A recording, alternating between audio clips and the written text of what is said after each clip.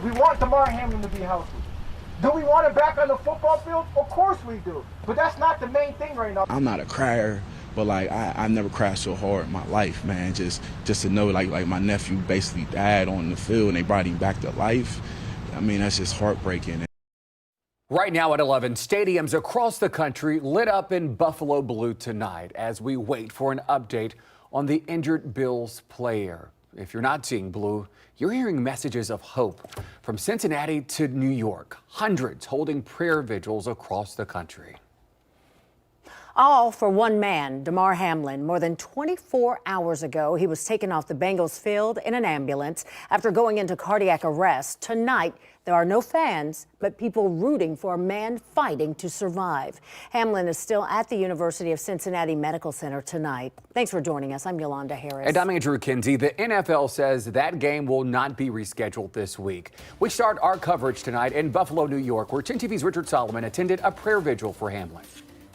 Here at Highmark Stadium is where so many fans root on Damar Hamlin every single Sunday to make those big plays. And now they're rooting for him to simply walk again, to simply have that life he had before that accident that we all watched Monday night. And that's what they did here, lifting prayers for him. That saved a wretch like me. In hard times, they come together.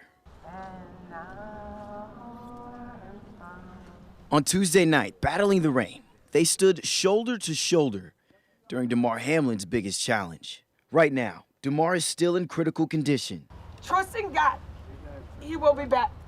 And that's why some of Bill's Mafia gathered to uplift one of their own, young and old. He has been fighting strong, and we'll know that he'll be back on that field.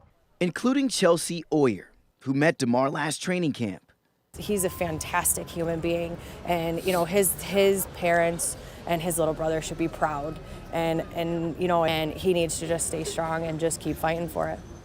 Along with candles mixed with signs of encouragement.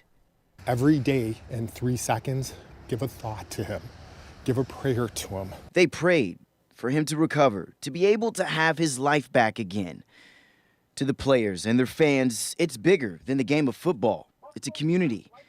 No one knows when Damar might be able to come back home, but when he does, his community will be there every step of the way.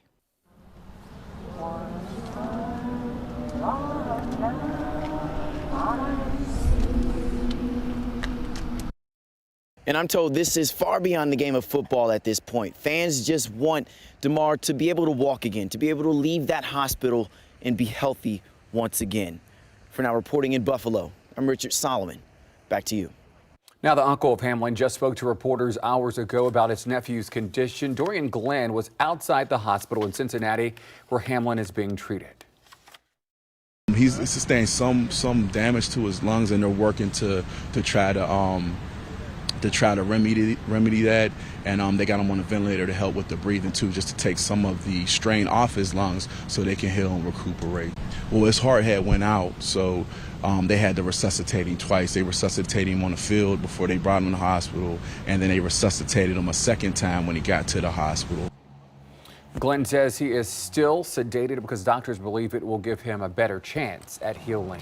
We'll keep checking for updates on Hamlin's condition. 10 TV's Richard Solomon will stay in Buffalo and continue to bring us updates overnight and into the morning.